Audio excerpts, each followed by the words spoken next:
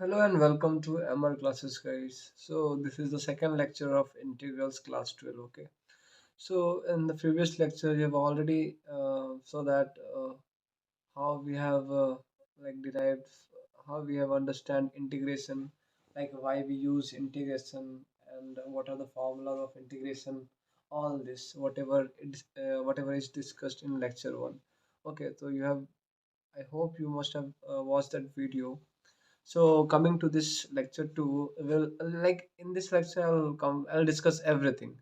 This may be a very long video, but I'll cover everything. If you watch this video completely, uh, there will be something like you will understand completely. Okay, so let us start.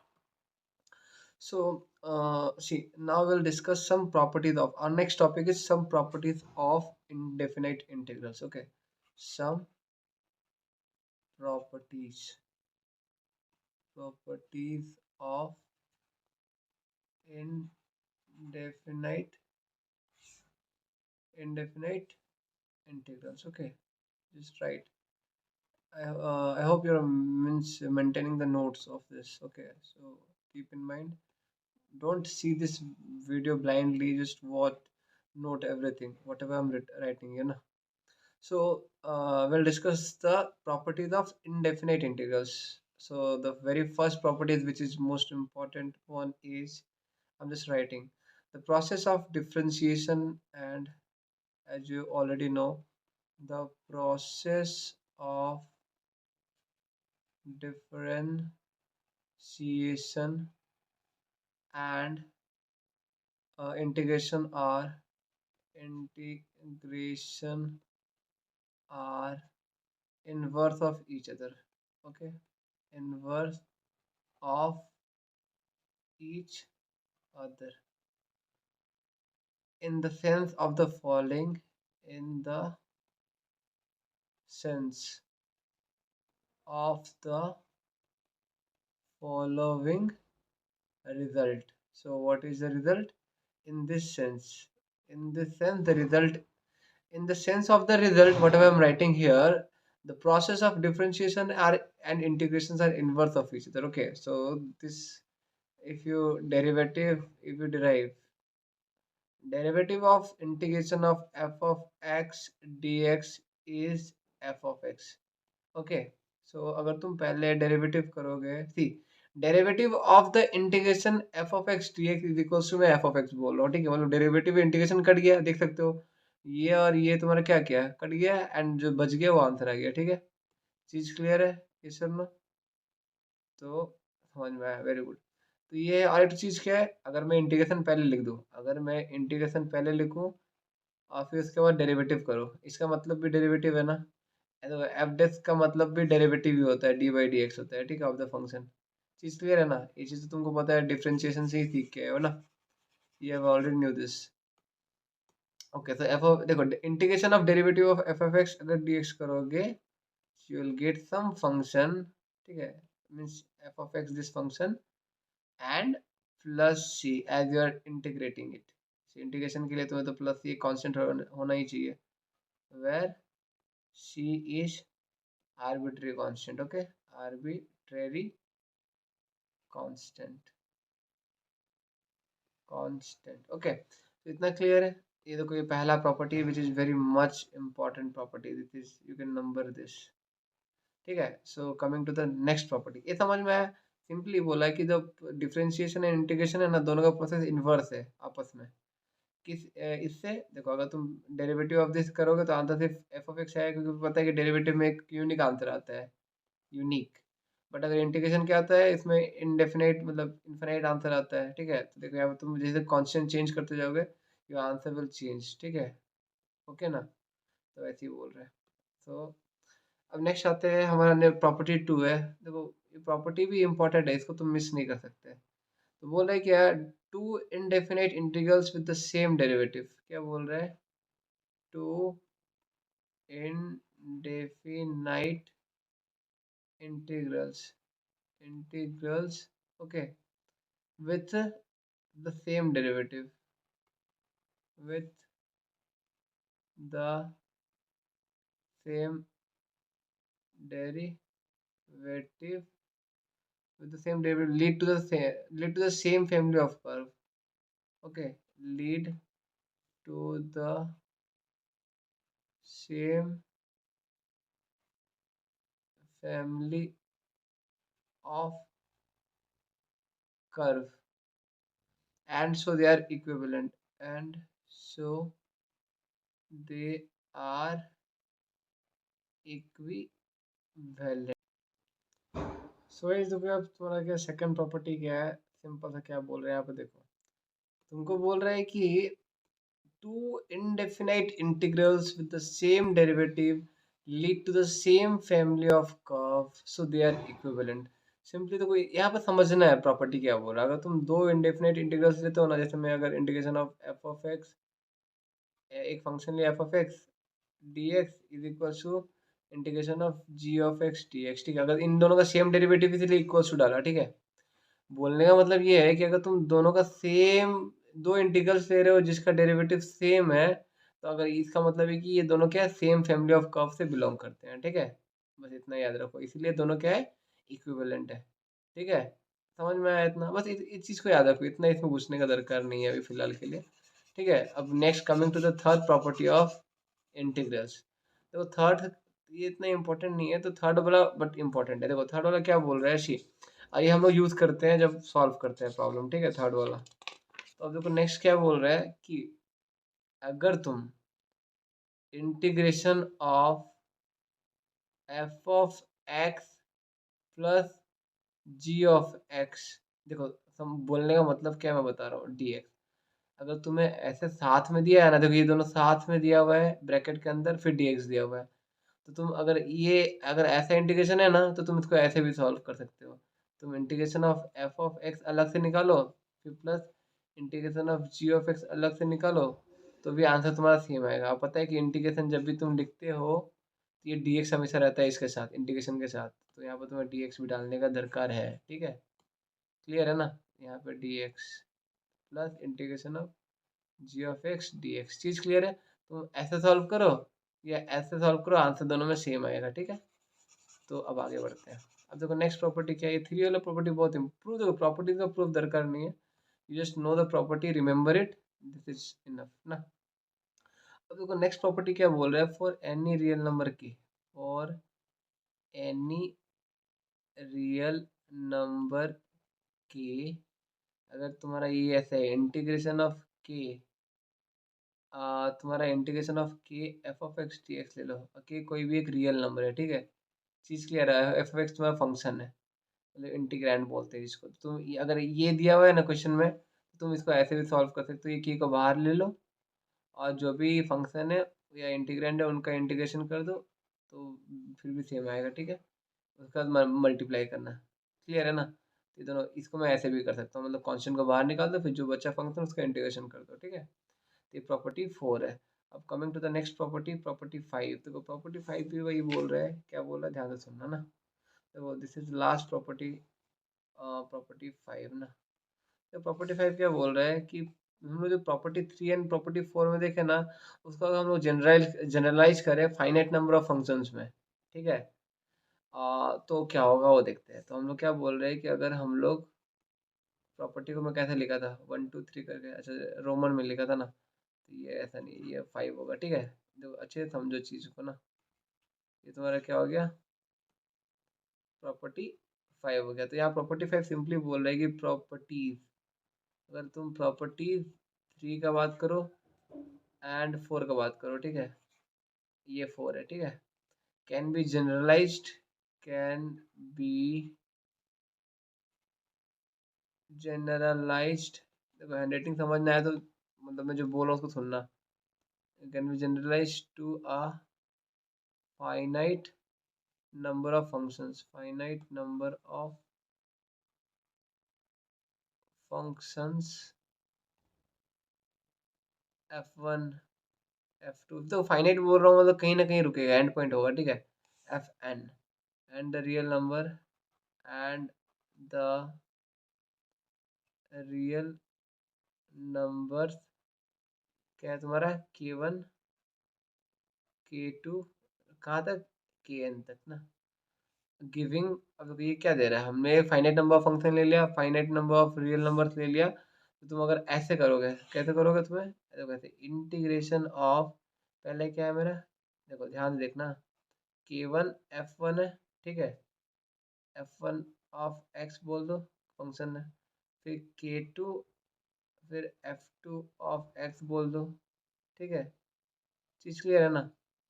तो ऐसे करके अब तुम जाओ पूरा n तक, तो k n F N of x बोल दो, ठीक है, अगर ये करोगे dx करोगे तो ये ना बिल्कुल सेम होगा अगर तुम इसको ऐसे करो, मतलब जस्ट जनरलाइज कर दिए एन टर्म तक, फाइनाइट नंबर तक, टर्म तक, ठीक है, यहाँ पे k1 F of f1 of x, ठीक है, इसको ऐसे करो, मतलब तो देखो प्रॉपर्टी इसलिए बता दिया एक, कि अगर तुम्हें एक से ज़्यादा दिया होगा तभी तुम ऐसे कर सकते हो, ठीक है, हम लोग जो थर्ड एंड फोर्थ में किए वही चीज़ ही है, ठीक है, तुम क्या करो, k2 ले लो बाहर, मतलब कॉन्स्टेंट टर्म को बाहर ले लो, रियल नंबर टर्म को बाहर ले लो, और फिर जो बच गया फंक्शन उसका इंटीग्रेशन कर दो ना, ऐसे करके जा सकता है, ठीक है, ऐसे करके के एन बाहर ले लो, integration of f one x D x, चीज़ क्लियर है, तो इसका भी आंसर सेम आएगा, ये इक्वल्स टू देख सकते हो तुम, ठीक है, तो ऐसे करके ये हुआ।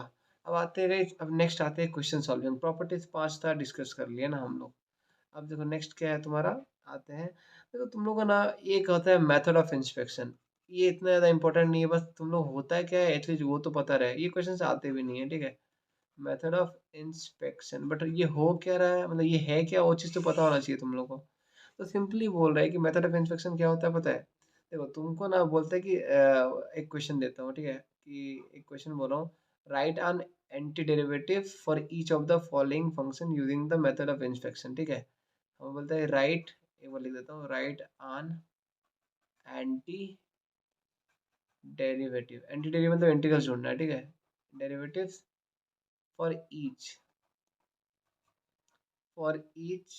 of the following functions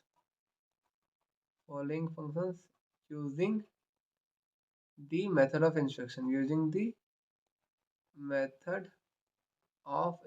समझ में आया? ये देखो ये क्वेश्चन है, अब बिट वन में दिया हुआ, सपोज मैं बोल रहा हूँ कि चलो ठीक है, ये cos 2x है, मतलब तुम्हें cos 2x का इंटीग्रेशन ढूंढना है, ठीक है, cos 2x का क्या करना है, तुम्हें इंटीग्रेशन ढूंढना है, बट मेथड ऑफ इंस्पेक्शन से यूज करके, अब मेथड ऑफ इंस्पेक्शन क्या बोलता है पता है, कि तुम किसका, सिंपल है, देखो मेथड ऑफ इंस्पेक्शन का मतलब बता रहा हूँ, कि तुम किसका डेरिवेटिव करो तो तुम्हारा आंसर cos 2x है, चीज क्लियर है, समझ आया कि नहीं आया, किसका डेरिवेटिव करो तो तुम्हारा आंसर cos 2x है, ठीक है, अब इससे तुम, अब तुम्हें सोचना पड़ेगा कि इसके अंदर क्या आएगा, ऑफ कोर्स तुम्हें पता है कि इसके अंदर जो भी होता है वो क्या होता है, इंटीग्रल होता है इसका, हाँ कि ना, इसी को तो एंटी डेरिवेटिव बोलते हैं ना, इसी को तो हम लोग एंटी डेरिवेटिव बोलते हैं ना, अगर तुमको बताया था मैं पहले वीडियो कॉल में बताया था, तो सिंपल है, देखो cos 2x कब आता है, जब हम लोग साइन का डेरिवेटिव, मतलब डेरिवेटिव करते हैं,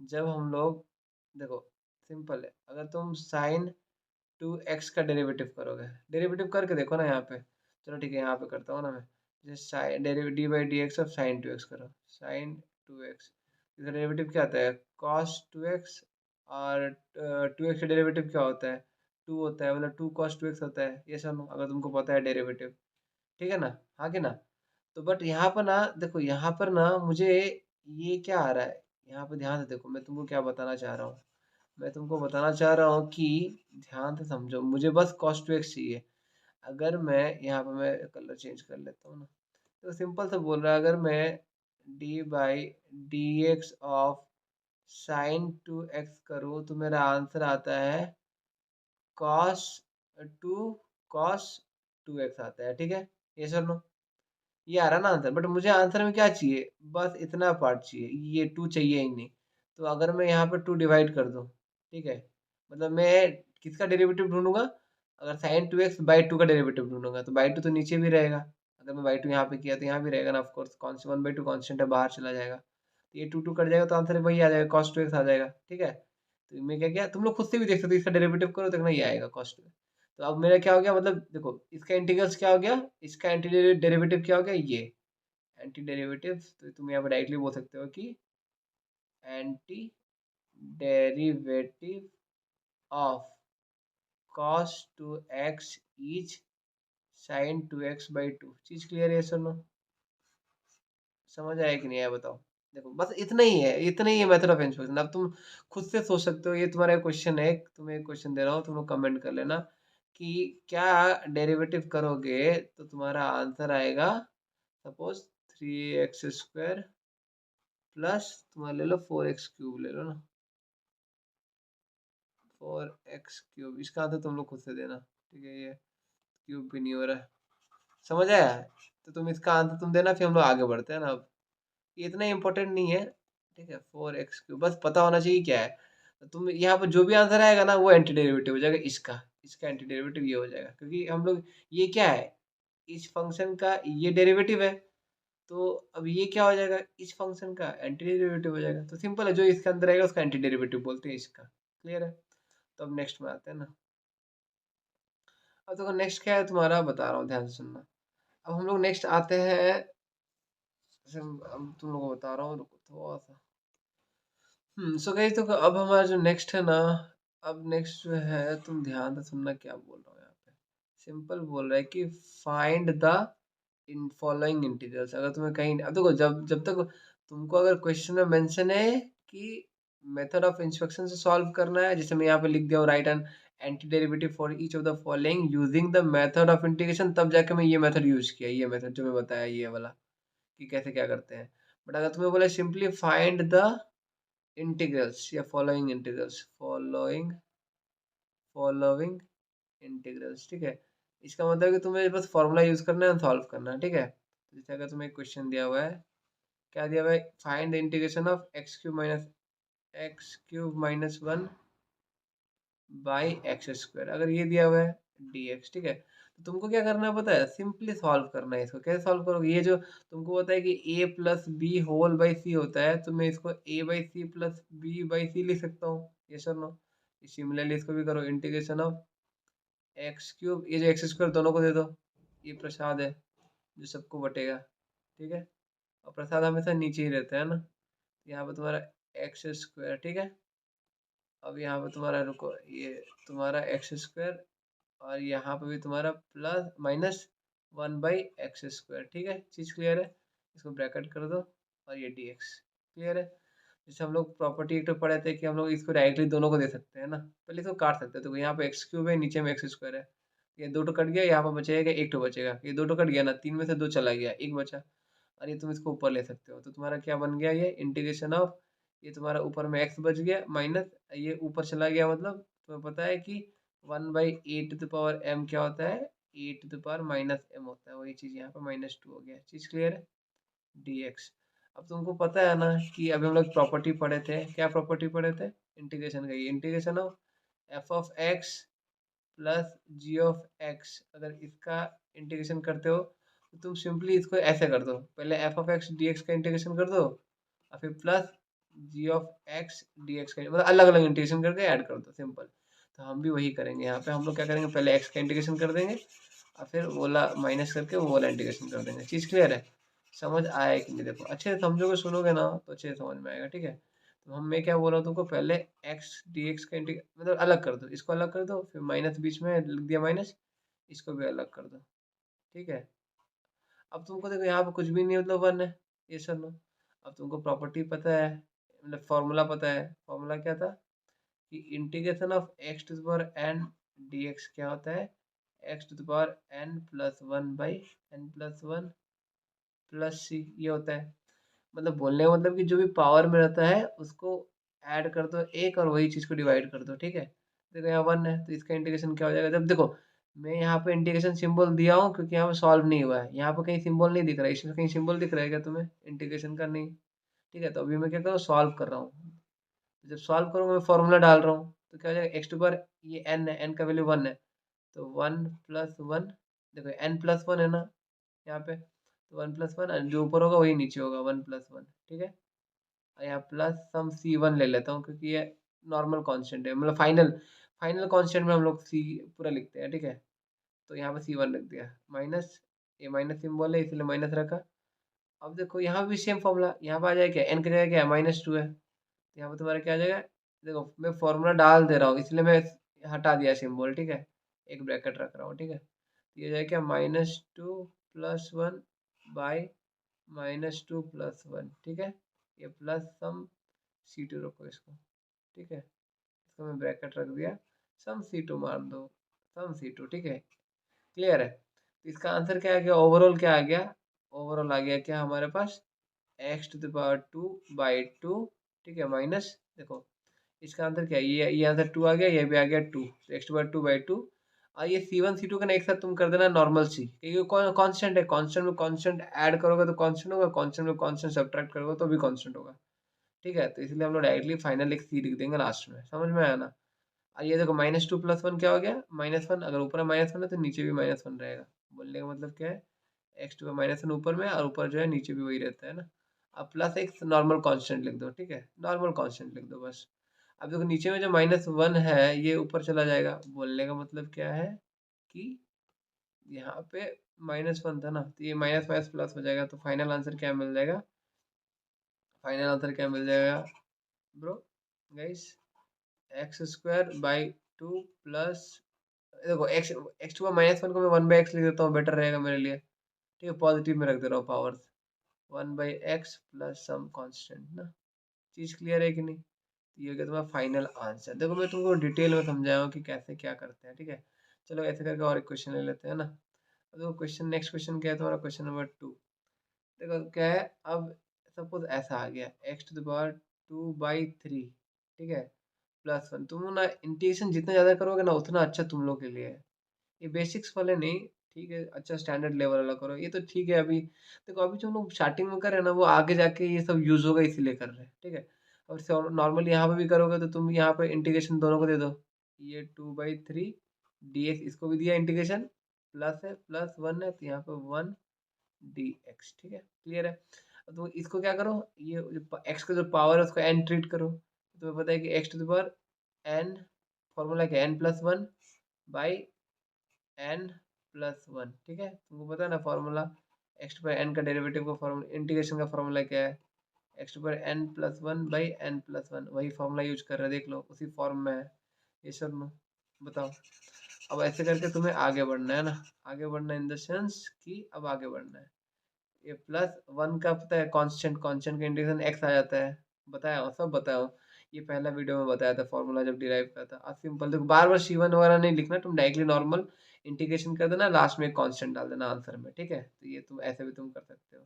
अब इसको तुम सॉल्व देखो, अगर तुम जाओगे तो ये जो क्या हो जाएगा 5/2, नीचे भी 5/2, मतलब आ जाएगा तुम्हारा x⁻5/2, और नीचे में भी आ जाएगा क्या 5/2, ठीक है, प्लस एक्स प्लस सी।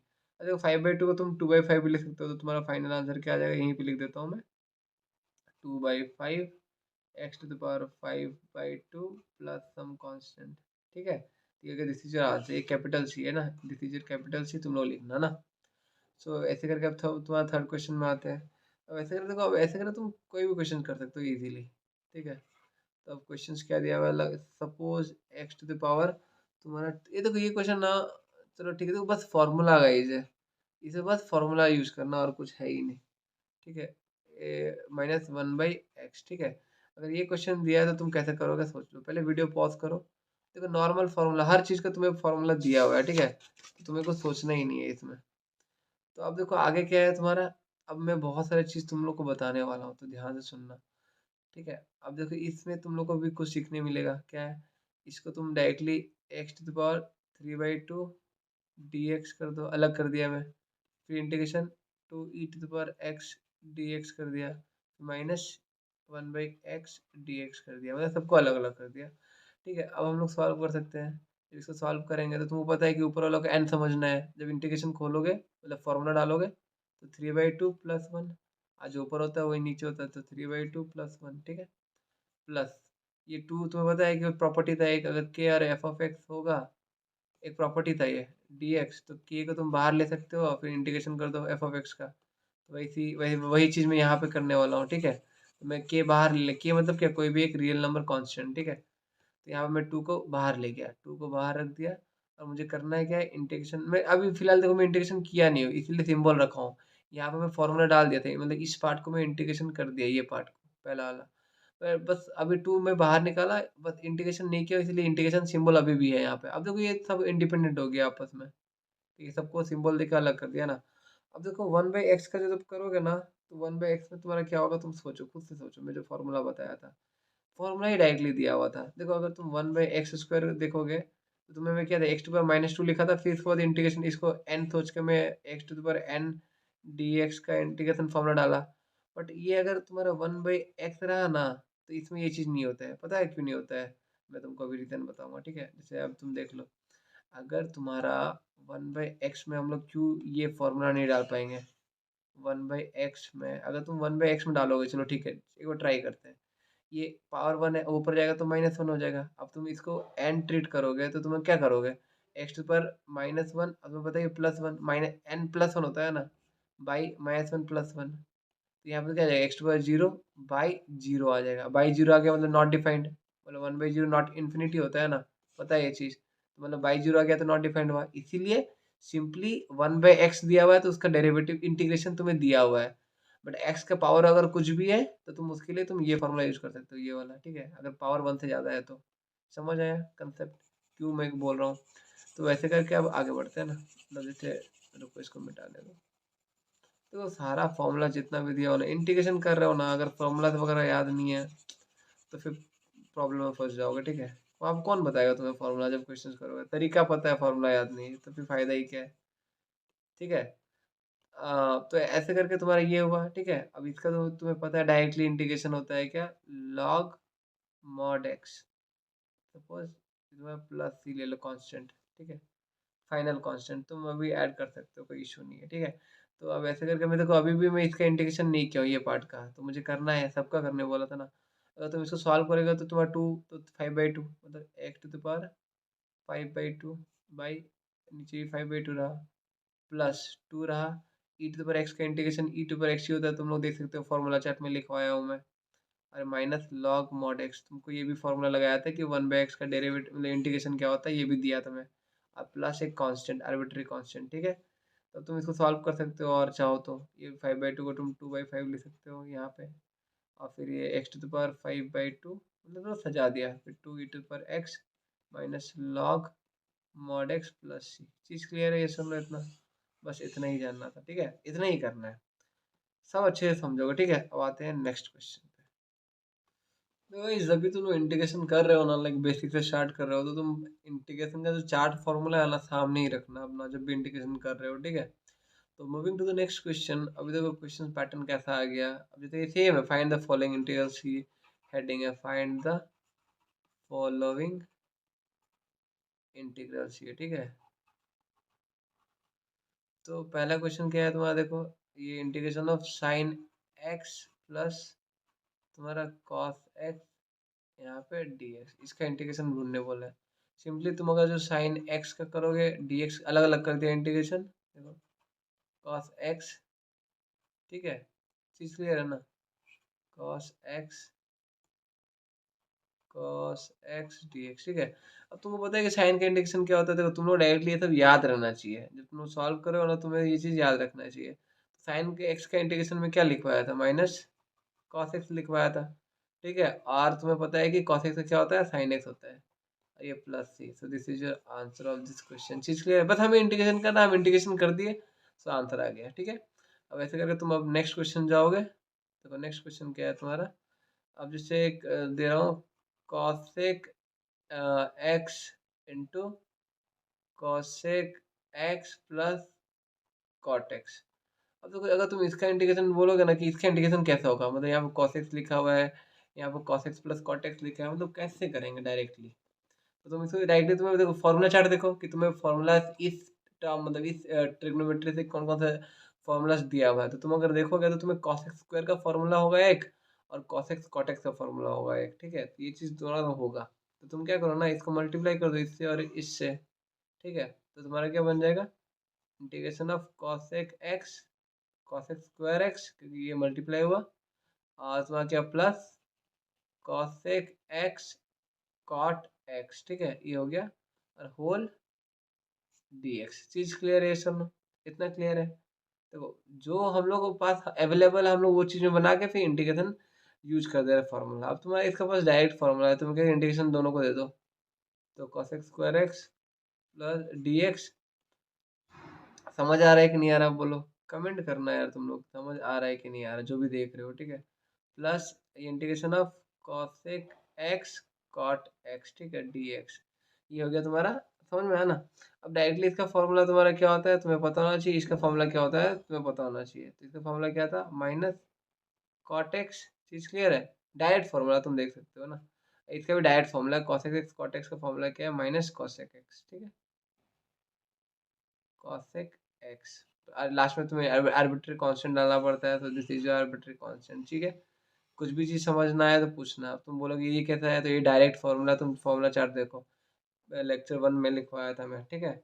ये इसका भी डायरेक्टली फॉर्मूला चार्ट में मिल जाएगा तुम्हें, ठीक है ना, समझ में आया ना इतना। तो ठीक है, अब नेक्स्ट क्वेश्चन देख लो, बता रहा हूँ ना। तो नेक्स्ट क्वेश्चन क्या है तुम्हारा, लाइक दिया हुआ है कि अगर 1 minus sine x by cos square x, ठीक है, अगर ऐसे दिया हुआ है, ये हो जाएगा डी एक्स। तो तुम इसको सॉल्व कैसे करोगे, तो इसका तो डायरेक्ट इंटीग्रेशन नहीं कर सकते, जैसे साइन एक्स का डायरेक्टली इंटीग्रेशन किए थे, साइन एक्स डीएक्स को तुम डायरेक्टली इंटीग्रेशन कर दिए माइनस कॉस एक्स, डायरेक्ट कर दिए। बट इसका तो वैसे डायरेक्ट नहीं हो रहा है, तो हमें लाना पड़ेगा डायरेक्ट वाले में, हमें इसको कन्वर्ट करके डायरेक्ट वाला फॉर्मूला में लाना पड़ेगा। अगर हम लोग ला पा रहे हैं तो डायरेक्टली फॉर्मूला यूज कर देंगे, ठीक है। तो अब देखो इसमें हम लोग क्या कर रहे हैं, बस मैं क्या करूँ, ये जो नीचे वाला है ये दोनों को दे देता हूँ। Integration of 1 by cos square x minus sine x by cos square x, ठीक है, दोनों को दे दिया डी एक्स।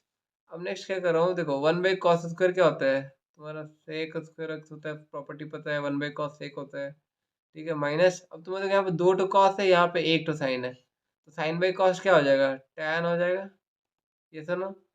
बट यहाँ पे दो टो कॉस था, तो 1 बाई कॉस क्या हो जाएगा तुम्हारा, सेक हो जाएगा, ठीक है, सेक एक्स। अब तुमको ये फॉर्मूला अच्छे से पता है, ये दोनों फॉर्मूला में आते हैं अगर तुमको याद हो। तो integration of sec square X D X, अलग अलग इंटीग्रेशन कर दिया मैं, ये जाएगा क्या टेन एक्स, ये जाएगा क्या सेक एक्स डी एक्स। चीज़ क्लियर है ये सुनो, तो इतना समझ में आया कि नहीं बताओ।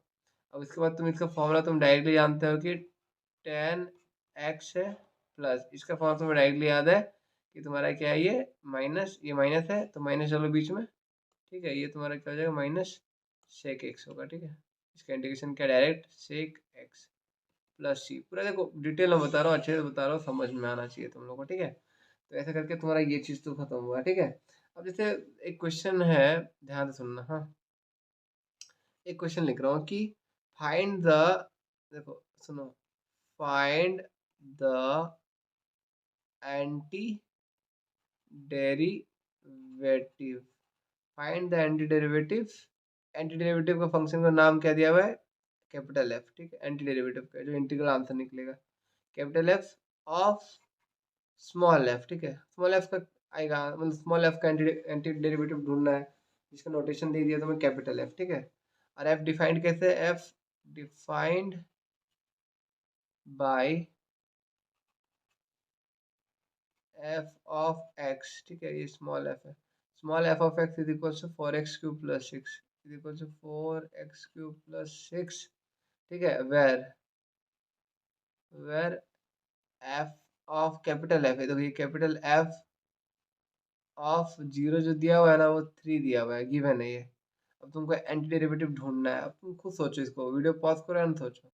सो गाइस तुमको क्या बोल रहा है, सी बोला है कि find the anti derivative F of F defined by this, ठीक है। फंक्शन डिफाइन कैसे किया है, स्मॉल एफ ऑफ एक्स दिया हुआ है तुम्हें, ये दिया हुआ है, ठीक है। तो इसका आंसर करते हैं, देखो सिंपल है, तुम्हें फंक्शन ढूंढना है, मतलब एंटी डेरिवेटिव ढूंढना है। तुम देखो क्या करो, ये सिंपल सा है, यहाँ पे small F of x integration जब करते हो तो ये डी एक्स, इसका जो भी आंसर आएगा ना, इसका जो भी एक आंसर आता है ना अगर इंटीग्रेशन करोगे तो ये इसका नाम एफ ऑफ एक्स दिया हुआ है और ये प्लस सी होता है, ऐसा होता है ना। तो हम लोग देखते हैं कि इसका वैल्यू क्या आता है जब इंटीग्रेशन करने, एंटी डेरिवेटिव ढूंढने के बाद ना, इसका एंटी डेरिवेटिव ही है, एंटी डेरिवेटिव इसका। तो हम लोग करते हैं, चलो इंटीग्रेशन ऑफ तुम्हारा क्या आ जाएगा 4x³ - 6, इसका एंटी डेरिवेटिव करो डी एक्स। तो तुम्हें पता है कि इसको अलग अलग कर सकते हैं हम लोग, 4x³ dx minus integration of 6 dx, ठीक है। तो 4 तो तुम्हारा बाहर चल जाएगा, और एक्स क्यूब का इंटीग्रेशन एक्स टू पर एक्स क्यूब कैसे होगा बताओ? एक्स क्यूब का इंटीग्रेशन क्या होगा, कौन सा फॉर्मूला डालोगे तुम लोग खुद सोचो। इसको क्या सोचोगे, एन सोचोगे, तो तुम्हारा क्या जाएगा, एक्स टू पर n+1 मतलब 4 हो गया, और जो ऊपर में होता है वो नीचे में होता है। ठीक है, माइनस रहा, ये माइनस रहा, और 6 का क्या हो जाएगा, 6x हो जाएगा, एन प्लस कॉन्स्टेंट। समझ आया कि नहीं आया बताओ? अब देखो यहाँ पे तुम्हारा क्या हो गया, ध्यान सुनना, ये 4 कट गया, तो बचा क्या, x⁴ माइनस 6x प्लस सी, और यही तुम्हारा क्या हो गया, फंक्शन हो गया। चीज़ क्लियर है? ये तुम्हारा क्या हो गया, पूरा, मतलब सपोज ये पूरा ही तुम्हारा क्या हो गया, फंक्शन हो गया। ठीक है, क्लियर है ना? समझ आया कि नहीं आया बताओ? अब नेक्स्ट क्या करना है, हमें f(0) पुट करना है। समझ में आया?